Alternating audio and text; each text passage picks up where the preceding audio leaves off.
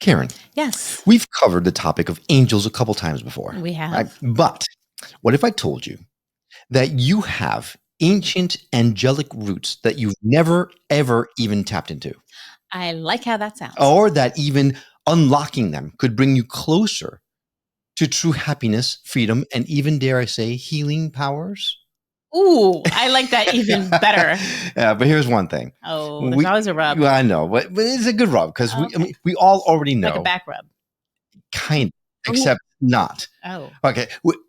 We all already know that you are literally an angel walking on this planet, right?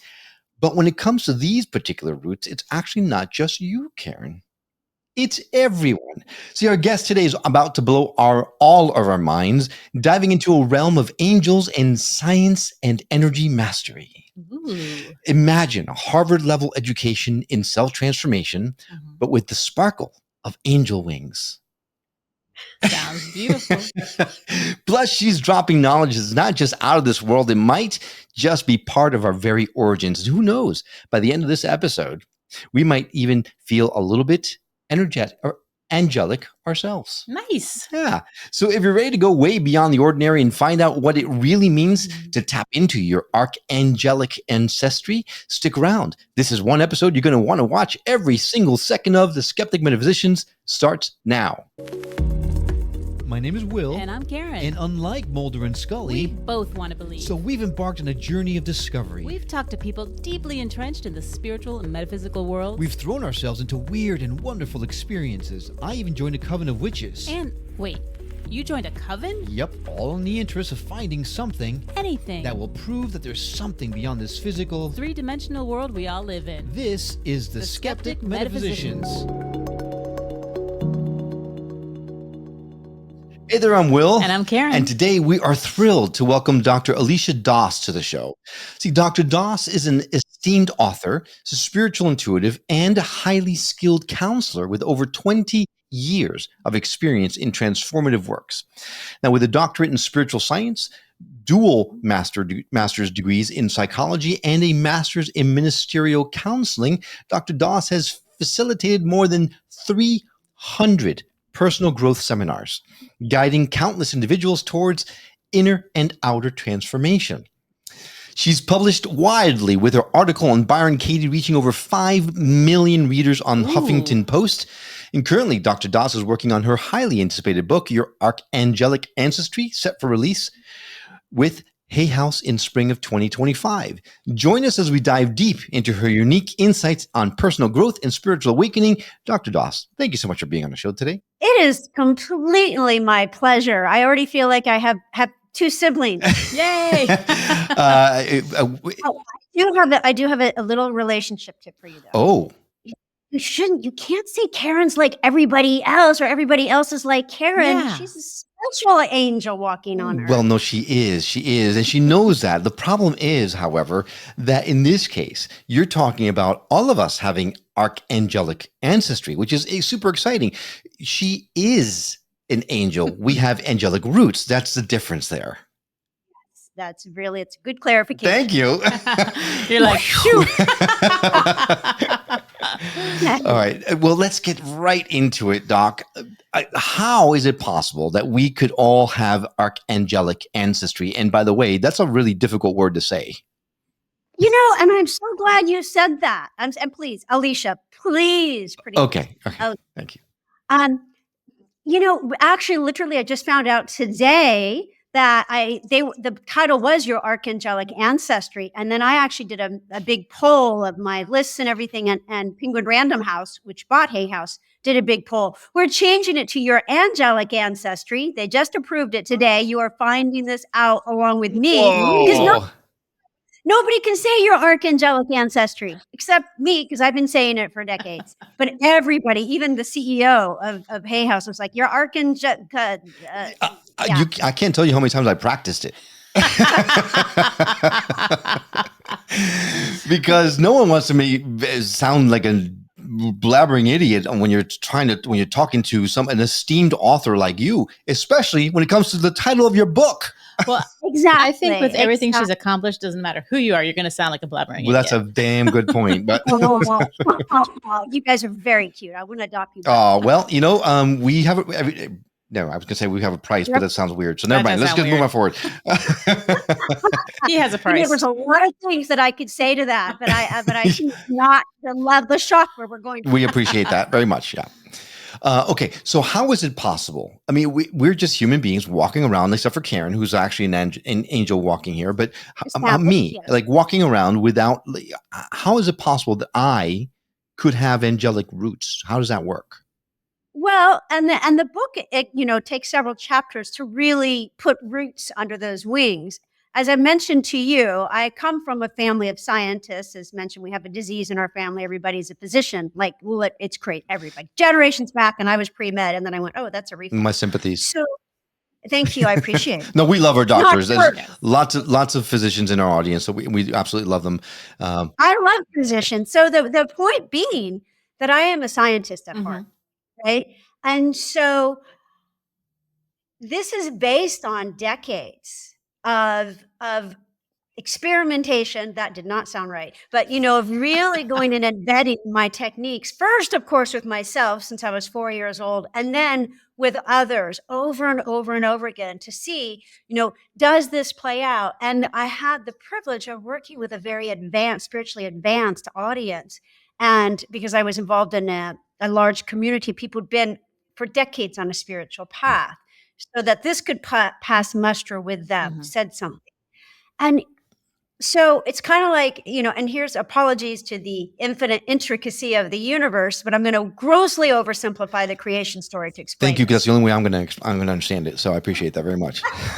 I think you are being way too humble, but so as you know, you've heard so many times, this human place. See, now I can't talk. You have me.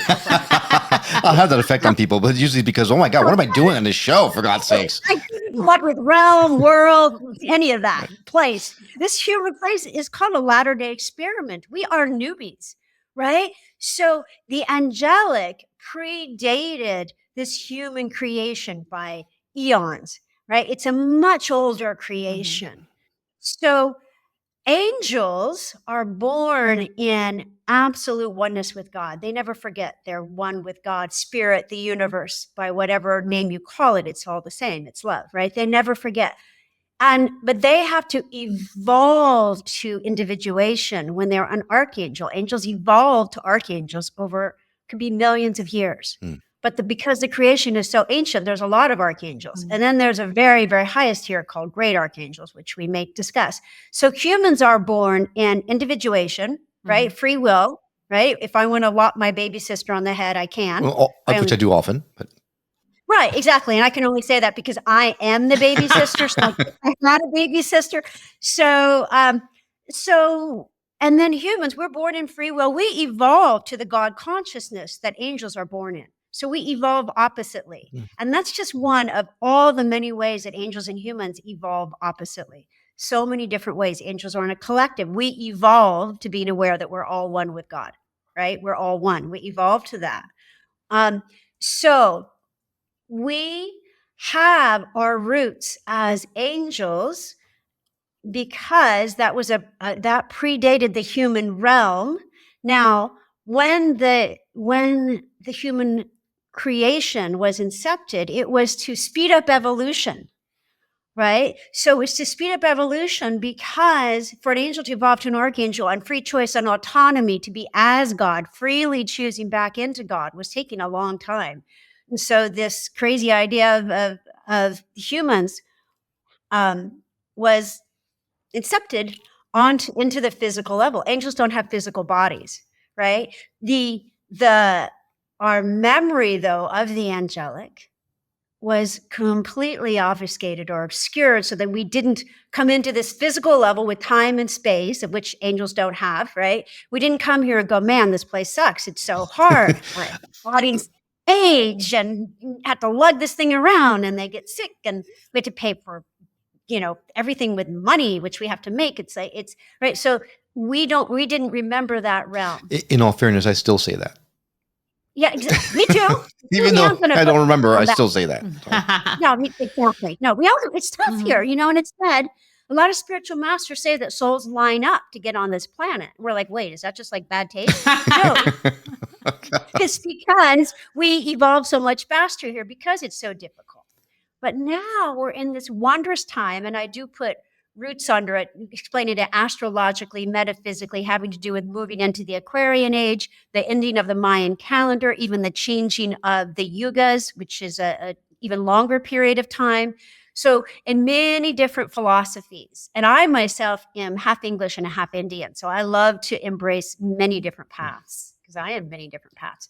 So we're in this wondrous time where now we're subconsciously and then consciously remembering our angelic roots. It's where we go, I know I'm more than this. Shouldn't I be able to fly? We're all one. Shouldn't we be able to communicate telepathically? We're starting to open to our angelic roots, to our angelic heritage. And the value of bringing all that present is not to go back in time, but to go beyond time and to go beyond space. So if everybody has these incredible angelic roots, there's a lot of chaos going on today. So how would you explain it to people, to someone who's like, I work hard, I take care of my family, I volunteer, I do all of this charitable stuff. You cannot say that I am equal to that guy over there who's, bullying the kids and doing whatever. What would you say to them? I'm angelic, you're not. Basically. No, everybody has the roots. I mean, it really does. Everybody. Is there a root rot? Does that exist? Yes and yes. Well, yes and not necessarily. So everybody. No, most of us. Some people are humans who started out as humans and they're still humans and they're probably younger souls, right? So those are the people who are going around and pillaging and raping and not worrying about anybody else, et cetera. That's a young soul. You can kind of recognize that. There are people who've had their roots in, the nature kingdom. That's actually related to the angelic. So they'd be in the same category as angels. Mm-hmm. But there are people, but most people, don't hold me to this percentage, but I would say somewhere between 85 and 90%, 95% have at least had a field trip in the angelic. Right? If not most of their lifetimes in the angelic. And you can kind of tell an old soul who hasn't been on earth that long. They're probably not going to be real grounded. Mm-hmm. May just kind of feel like they don't get this place. They may feel like a stranger in a strange land. They may have a hard time really being madly in love with the whole human experience. Right? So You just described my entire childhood. Well, I was just going to say, so all the Gen Xers when they were teens. I'm going backwards. And now we get to the 85 to 95%, right? Yeah. Yeah. Yeah. Right. Yeah. Okay. Some people have come very recently from the angelic or the Davic. Some people, and we're also could put extraterrestrials in there, but that's another book. And some people are just like, nope, I'm died in the wool human. I love human, I love Earth, and this is kind of all there is. And those people probably have, some angelic roots, but not a lot. But this is not pejorative. This is not a higher and lower hierarchy. This is just called, let's all awaken together. Mm-hmm. But does it describe everybody? Probably not everybody, but almost. Okay, I misunderstood. Me too. So now let's take it back just a step or two. Is there a way that someone that is pragmatic, right? When we're talking about angels and archangels and grand angels and cherubs and animals, someone who's pragmatic, who's very much in the scientific world, angels, it's hard to, like, all you think of is these wings and See, no, that's an excuse. I mean, you forget, I was going to be an engineer. I was very pragmatic, all of that. But it's not. So people who find it hard to accept the concept of angelic beings, how can you reassure someone like that person who may, or you're asking for a friend, for friend, right? Yes, for friend. How can you assure my friend that there is some way of understanding and believing that these beings actually exist. Yeah, no, I love that question. And as mentioned, I'm a scientist at heart. Mm. You know, I want empirical evidence that this work is working and changing people's lives. Which is why I'm asking the question, because I know that you can answer it. Yeah, well, so, but I want to make sure I'm answering the question you're asking. You're asking what do you say to somebody who's like, how could I have been an angel? Or are you asking what is an angel and how do I connect? A little bit of both, but first and foremost, the latter, the angel. Like the people, like my friend, have a hard time believing that angels can possibly exist. Absolutely. Well, here's a fascinating statistic. I'm going to nerd out on you for a moment. Perfect. Okay? You'll fit right in. So I love it. The Associated Press, very, rather secular organization, very objective. Mhm. And the NORC, University of Chicago, possibly even more scholarly and more objective, did a big poll in the US to see how many people believe in angels and or have had an angelic encounter experience. 69%. 69%. That is more people than believe in God, right? Wow. Seriously. Wow. 9%. And that transcends culture, socioeconomic status, gender, no gender, religion, no religion, spiritual path, no spiritual path. Angels unite us rather than dividing us. So we go, well, how can that be? How can that atheist believe in angels? Because everybody, when you get into that quiet space, which we all get into, no matter who we are, right? Sometimes we cultivate it. Most of us who are on the spiritual path do. Sometimes it's just comes upon us, often in nature. You know there's something more than this. And sometimes for people, God or the numinous, or they have difficult associations with the word God or spirit, etc. Mhm. Right? But that bit of magic, a lot of people not only relate to that as an angel, but that is actually an angel visiting them in a way that tangibilizes spirit, that bridges the physical with the numinous, right? Because it's just that little bit of magic. And there is personage, there is sentience, there is consciousness with that bit of magic, Mhm. right? So how do we know angels exist? Prove it to me. Well, I would say, you want to play for just a minute? Always. Yes. All right, let's play for just a minute. So, unless you're driving, please don't if you're driving. But if you are driving, you just open your heart. But if you're not driving, if you just close your eyes for this will be less than a minute. Just close your eyes for a minute and just be aware that you have always had a guardian angel with you, somebody that protects you from those near misses. Somebody in that night when you wake up with all this anxiety about the state of your world or the state of the world, where something breaks through and says, it's okay. It's okay, love. It's okay. You're not alone.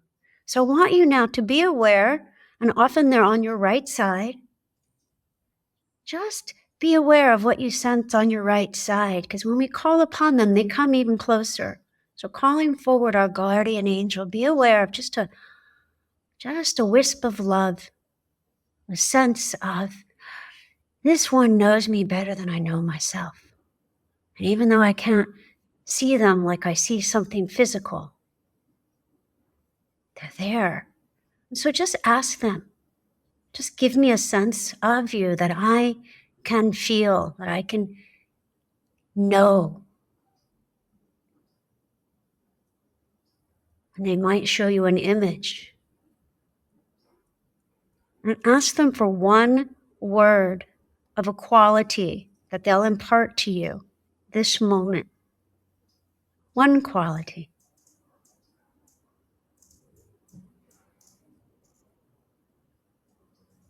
And just lastly, I have a very short message for you. Could be, I'm here, or all is well. What is that very short message they have for you?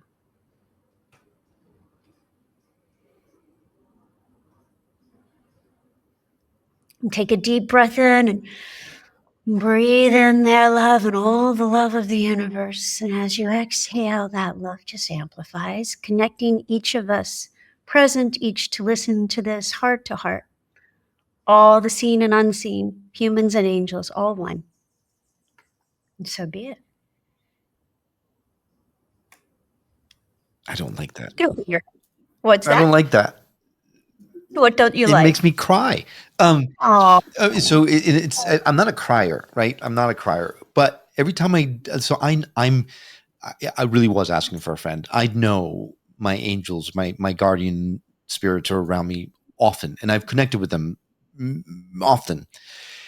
And the minute we started, I mean, I felt them right away. And of course, I'm like, I can't. I had to pull myself out of it a couple times because I don't want to be a blubbering idiot, all the more than I already am. But I think Karen has connected. So no, it is wonderful. And you give us permission to be blubbering idiots. The more you're a blubbering idiot, you give us all permission because that's who we are. That's your gorgeous heart. Well, I've got an image to protect. I understand. Your coolness is safe with us. Thank you.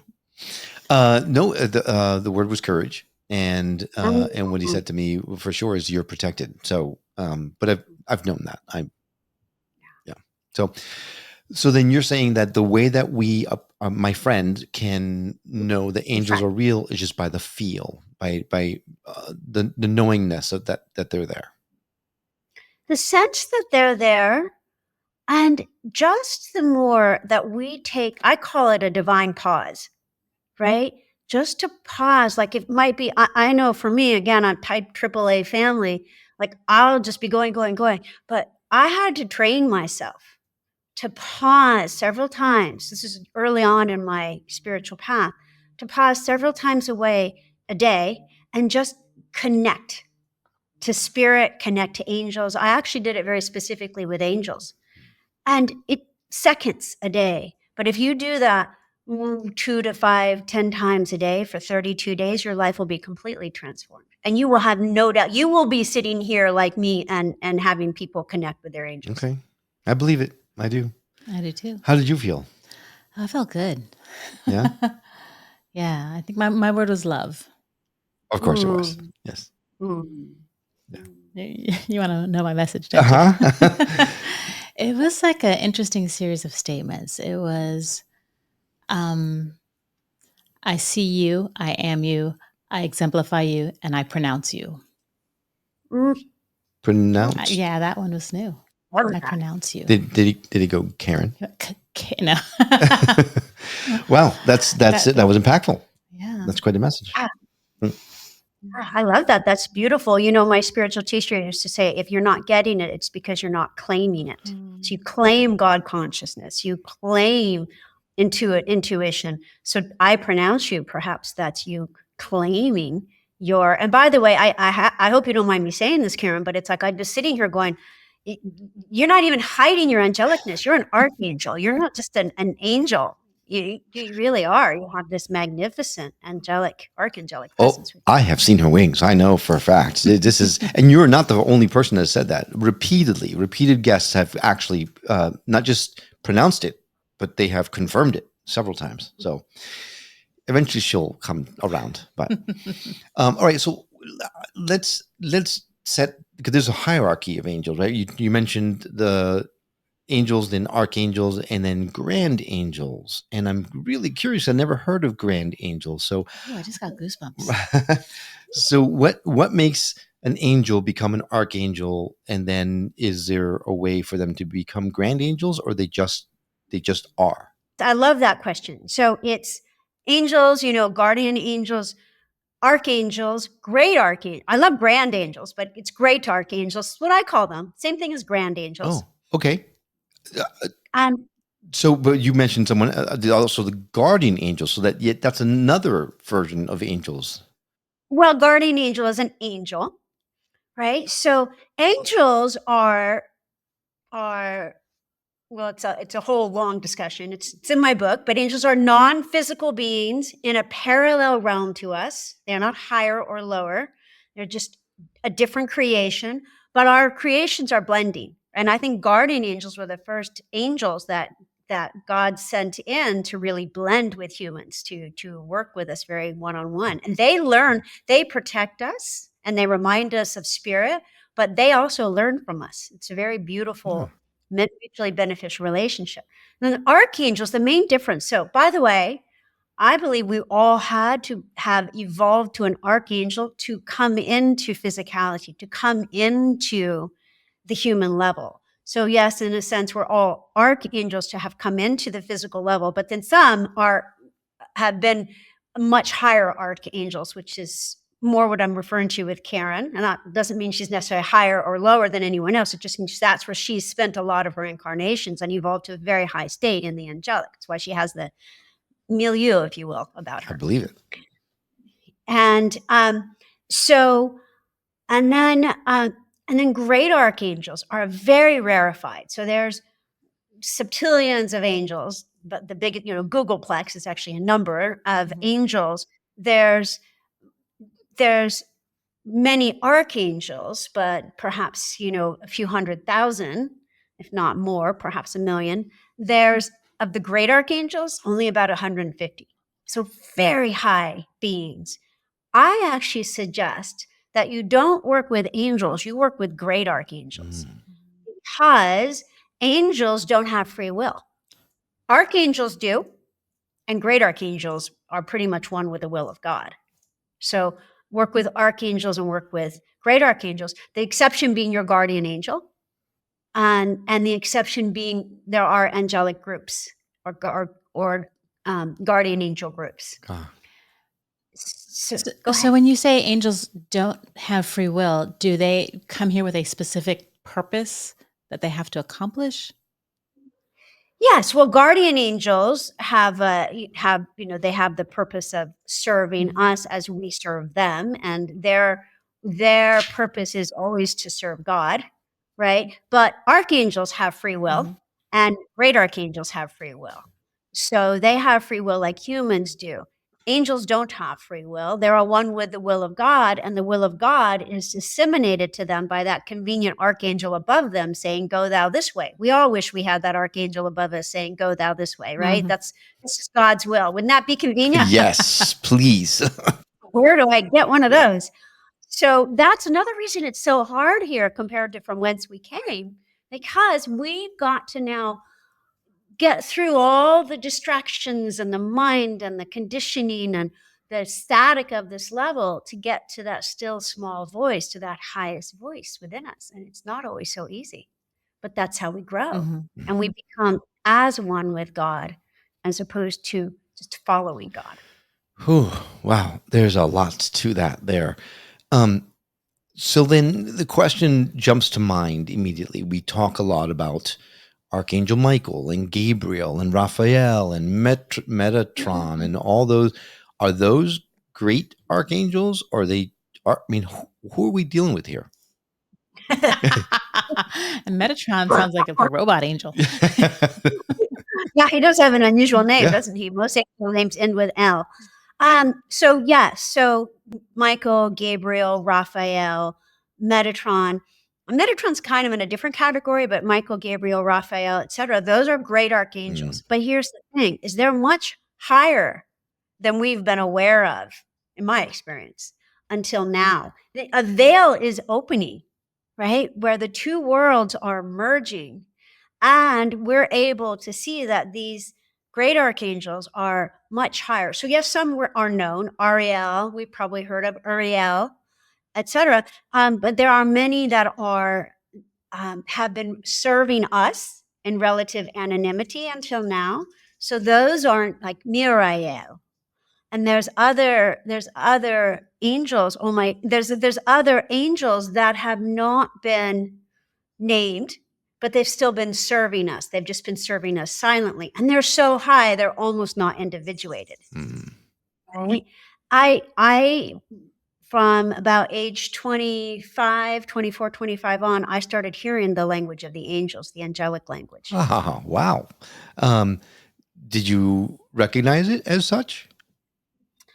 I knew it had something to do with angels. I had this whole, and I had been working with angels since I was a child, but I had this big angelic awakening at 24.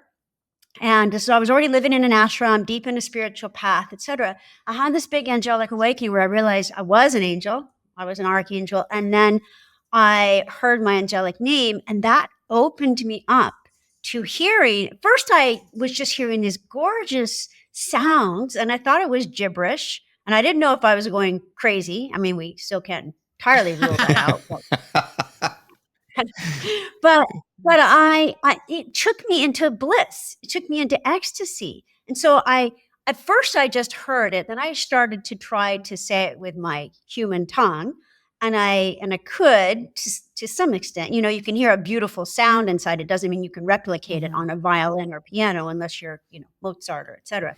But and then I kept hearing it, and what it would do would just transport me into this gorgeous heavenly state. And I knew it was angelic. At first, I didn't know it was a language. I thought it was just a sound or mantras or whatever. And then I realized eventually it was a language, and then I confirmed it with my spiritual teacher.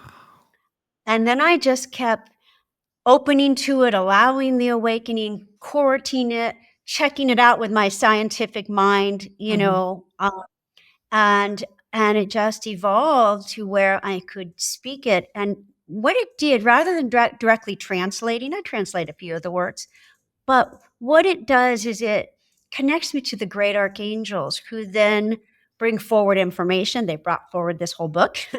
They bring forward information. They would, before I could read the Akashic records myself, they would go read the Akashic records. And then at some point they're like, dude, you can do that. You do it yourself.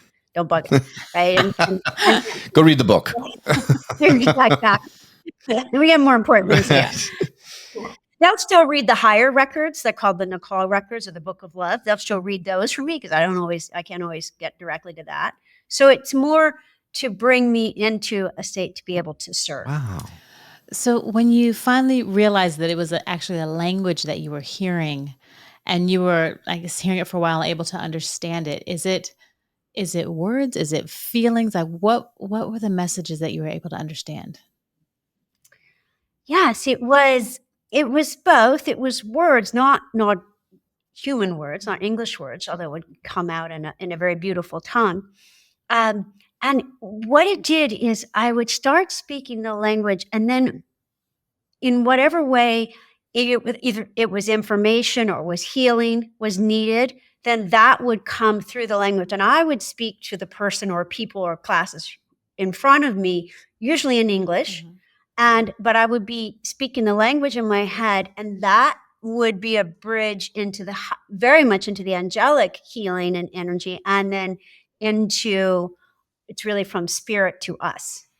So occasionally I would speak the language out loud, but somewhat rarely, and not to big groups, and not publicly, because first of all, if someone's driving, they might drive. It completely takes you into another realm, A lot of times people suddenly get sleepy. They'll get very ungrounded in a beautiful way. People are like, they get kind of really transported and love it and mesmerized by it. But if somebody were driving or flying a plane or something, listening to this, that will not be right. They'll be communicating with the angels sooner than they expected. Right. On a personal level, one-on-one. Personal, yes. Well, in piggybacking off of that, if someone did, because you mentioned in a lot of the research that I've done on you, you talk about how people can work with their angels. Now, you recommend we don't work with angels, that we actually work with archangels. How can someone connect with the archangels to work with them, like not the level that you do, but maybe someday aspire to where you are? Well, I think that people already are working with them. I mean, I have a few tips if that's what you're... Would love to hear some tips. Yes. Okay, great. Well, I would say, first of all, to give yourself the benefit of a doubt. Like, I just kind of threw you guys in the deep end, and I'm like, you're already communicating with angels. Hang out with your angel, right? Before we even establish what an angel was. So first of all, I would say definitely give yourself the benefit of a doubt, right? Angels are formless, but they are knowable. So if you're not seeing, robes and hot men and dresses, that doesn't mean you're not seeing angels, right? in my experience, they don't really have a lot of Wait, form. did they have to be hot men? Yes. Yes. Or hot There we women, go. I was going to right? say, you can throw me a bone here, Doc. Come on. It's so funny. It's a running joke with actually the person who connected me to you, Sadi. That was I start one of my classes with the myths of connecting to angels. And that is one of them that, they don't have to be hot men in dresses. And then we have this whole slew of you wouldn't believe how many sexy hot men in dresses there are on the internet that are angels. I'm like, dude, first of all, they're not all white. Second of all, they're not all men. Third of all, they don't even have form. Right. So, and I think though the reason they're depicted as that is because they're beautiful. Beautiful, right? So they're often depicted as beautiful. But in my experience, they're a great bridge to God, to spirit, to the universe, which doesn't have form. I mean, we have the created universe, but that which is our higher power, whatever we want to call it, doesn't have physical form, right? So realize that you're already connecting to them. Call them in and say, hey, come in a way I can receive you, right? You might be more visual, kinesthetic. You might feel goosebumps. You might hear a sound. You might get a message. So say, come in the way I can receive you. And then I would say, connect me to spirit so that I discern that you are bringing only the highest good to me, so that we feel safe to connect to this non-physical being. And we call in the protection of the light for the highest good. That's a really important point, because you hear a lot of people talking about, how do you know it's an angel? How do you know it's not a demon in disguise trying to make you feel like you're an angel, right? So any tips on discernment? Because that's super important. Yeah. It's so important. And people are like, oh, I don't want to talk about dark angels. My dears, my darlings, you got to. Right? But here's the good news. I'm going to start with the good news. Angels know their own. So who better to call out a dark angel or a fallen angel than an angel of light? So if you sense a demon present, I'm sorry, there are fallen angels, there are demons, there are humans in the flesh who are fallen angels. Gosh darn it. When I get across from God, I'm going to say, dude, seriously, why do you have to make fallen angels so darn magnetic? Yeah. Right. Charismatic. Oh my gosh, right? You feel me on that? Oh, yeah. Yeah. So if you sense that's going on, call upon the angels of light. They are your guardians and your protectors and your discerners. Because yes, fallen angels can come in. The higher we go, the more subtle the tests. And the fallen angels are so darn tricky. And us angel folk are even more susceptible to them. Sorry. But how do for those who are just listening, very cute sideways glance happening there to Karen. Right. I may or may not have looked at Karen like, oops, I've been found out. But you may have. Right. So it's really challenge them. I am all on board with saying, if you're not sure, challenge them. Say, if it depends on your path, but like, who do you say is the living Son of God? Or who do you say is, who dictated the Quran to Muhammad? It depends on your religion, right? Or your path, or who built the mountains, right? Or what is love? Something that you know the right answer to, and you'll often catch them, right? Because they'll try to be sneaky. Also, you got to go within and just trust your instincts and your intuition. If it's too good to be true, it probably is.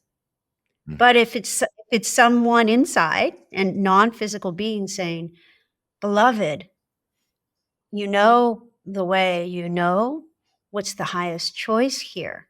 Let me help you make that highest choice and amplify the spirit for you, right? This is a being that is trying to encourage you to be holy, to be godly, to be spiritual. If it's like, yeah, put it all on red, or if it's like, go, be a star so people follow you. Not saying that's bad, because maybe that's your path. But do you see what I'm saying? If Yeah. it's personal gain, probably not the highest. Right. And I've heard that the messages that are rooted in love are from angelic beings or from the light, but those that are rooted in fear or anger or jealousy or greed, envy, those are the ones that you need to be careful of. So if you look at the question, you whatever answer you get, if you can tell it's rooted in the right place, then that's how you could know, right? And Exactly. I think, Will, for your pragmaticness, that whole, go with your gut. I think that is the layman's term for listen to the angels, because our body responds so much to all of that. So when you get a bad vibe and you can overlook it. It's not really a red flag. It's a little pink. No, but we don't pay Right. attention to that, and we try to explain it out. Just like we talk about coincidences, and is it a coincidence or is it a miracle? It's all semantics. Right. And for the record, the pragmatist was my friend. Oh yes. Yeah. For your Exactly. friend. Exactly. The one who's off screen that we can't. Exactly. All right. So what about angelic numbers, angel numbers, right? 1111, 444, 111s. Is that really truly them trying to communicate with us, or is that just coincidence? Well, I'm going to have to go with Karen on, probably more synchronicity than coincidence. And again, that's just two sides of a coin, right? I'm not, again, I have this, this cursed blessing of a family of all scientists, all of them, right? All of them. Did I mention all of them? Right. So No, I don't think she might have. So there was that one uncle. yeah. And so I think it's both and. I think sometimes, now here's the thing. I love muscle testing and pendulums and, cards and all that as much as the next guy, but I can manipulate them.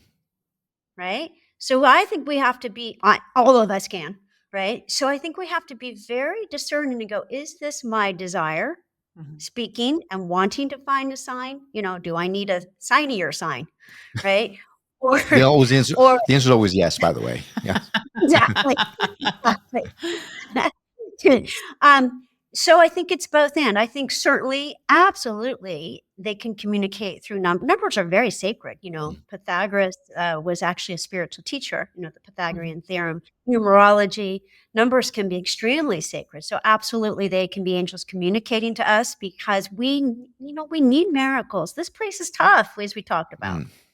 We need some miracles. So I think it is certainly angels communicating to us. And sometimes it may not be, but it also, if it's not, but it's us wanting to see it that way, it gives us a clue into what we are wanting and desiring. And sometimes we don't know. Wow.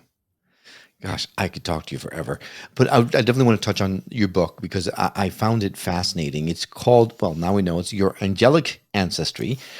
Ooh, said it so well. Thank you. But then it goes on to say, discover your angelic name, heritage, and higher purpose.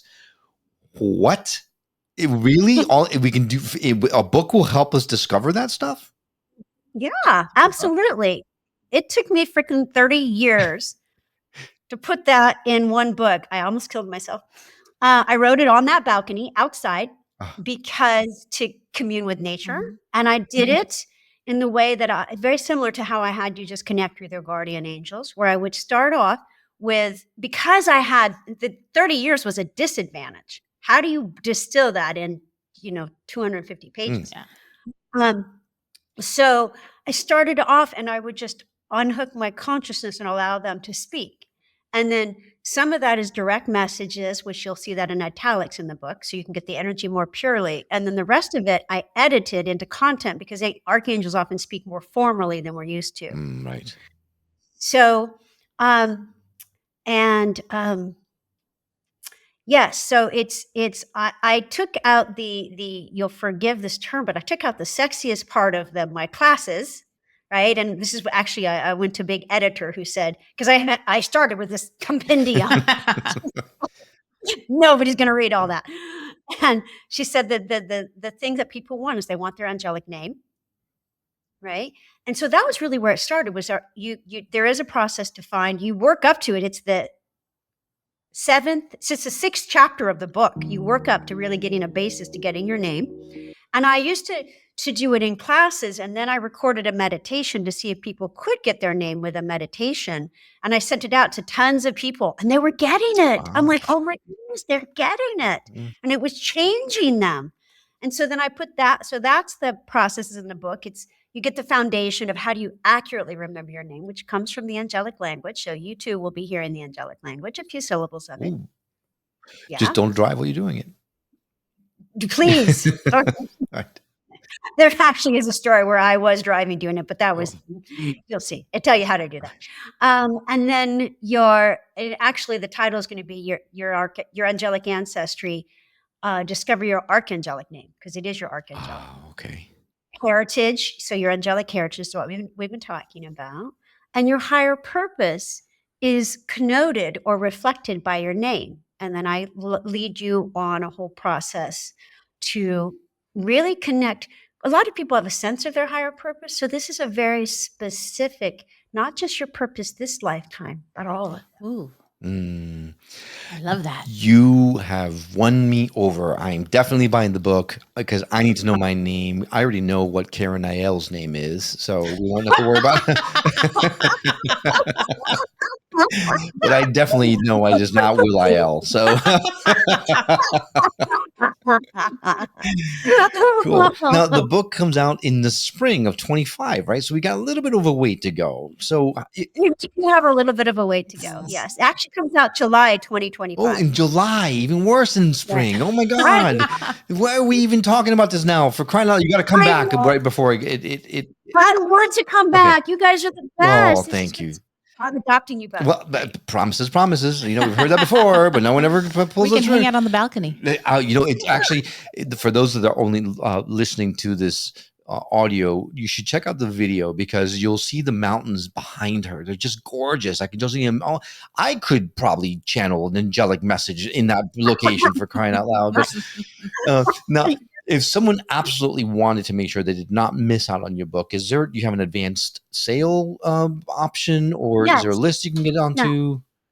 Absolutely. So it's Alisha Doss, just my name, aliciadoss.com/book. Very simple. If they don't remember that, they just go to aliciadoss.com and just scroll down, and then you see where you get on the list for the book launch. And so what I'm doing is I'm releasing excerpts from the book now to kind of to keep people engaged until the book comes out. And I'm also will be having all kinds of fun pre-releases and bonuses and a summit I have a podcast as well with thought leaders on it. And so they'll get all kinds of notice about some opportunities with that. So they can join now. And then also, if they want, they can join my email list. And for example, the email I'm sending out tomorrow will be who built the pyramids. Ooh. Okay. Wait, hang on. I'm going to get on my computer right now. No, but speaking of your podcast, we definitely want to mention that because you've had some notable guests on, like Marianne Williamson on your show and that kind of stuff. So it is not a little show for any purpose. I mean, if you love this show, you're going to love her. So definitely look it up. So we're going to add a direct link to your website on our show notes. So if you didn't have a pen in that particular moment, you know how to get there. Go to skepticmetaphysician.com, go to her episode page. You'll see the link directly laid in our show notes.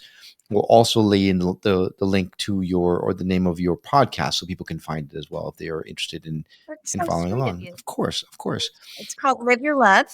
And I want to promote this. So if you send me the information, I would promote this for you. Well, we will certainly appreciate that. Absolutely. Alisha, this has been literally the time. I'm looking at the clock and I'm cringing because it's gone so fast. So fast. Truly, sometimes you have a conversation and you know that it's just meant to be a much longer one. So please, we hope that you will consider coming back right before your book comes out so we can remind people, because it'd be great to have you on. We have a lot more to discuss about angels, I'm sure. Absolutely, I would love it. I would absolutely love it. It's been such a delight to be with you and to be with your listeners and viewers. And I just send so much angelic love to each of you and to all of your hearts and to our planet at this beautiful, pivotal time. Wow. Well, thank you so Thank much. you. Before you go, the last thing, is there any kind of message that you feel is coming through that you really feel our audience or us or someone, the world at large, it really needs to hear? Well, let's give it to the angels, including Karen Niel. Yes. That's totally your name from now on. Right? Okay, so let's sense. Oh, sweet souls, this is an intense time. But know that everything has already occurred. Time is but a construct to help you organize your karma. Truly, all is occurring as it should.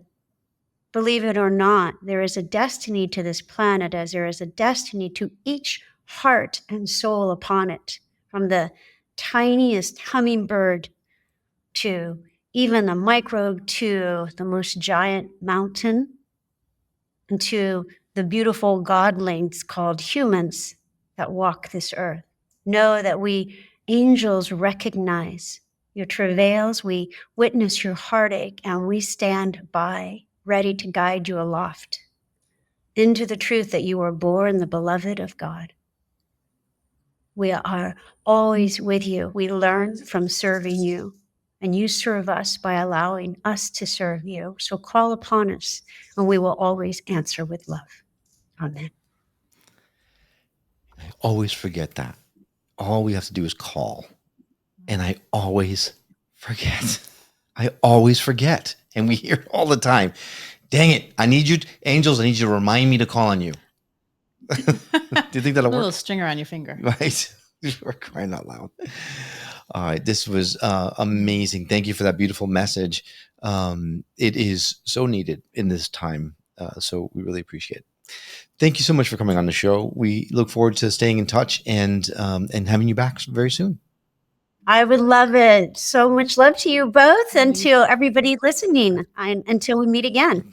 And a huge thank you to you. If you like the show and the guests that we bring on, then you're definitely want to be a part of our inner circle. See, the inner circle is absolutely free to join, and it gives you an opportunity to not only interact with Karen and I, but you'll also be able to engage with fellow listeners like yourself. You'll also find tons of discounts for services from some of our past guests so that you can check them out for yourself to see which path makes the most sense for you. We're also going to be doing a lot of great giveaways like free sessions from some of our guests.